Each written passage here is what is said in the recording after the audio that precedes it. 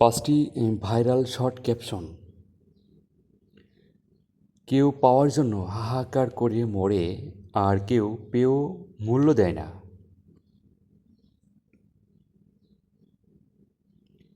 লজ্জা পেলে আর অপমান সহ্য করতে না পারলে কখনো সফল হওয়া যায় না।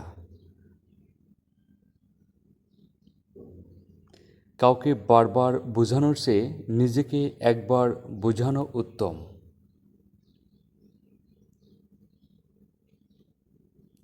অপমান অনেকটা পলিথিনের মতো, মাটির নিচে চাপা পড়ে ঠিক, কিন্তু পচে না। সব মানুষেরই একদিন ডানা হয়, কিন্তু তখন তার উড়াবার মতো আকাশ থাকে না। ভিডিওটি দেখার জন্য অসংখ্য ধন্যবাদ।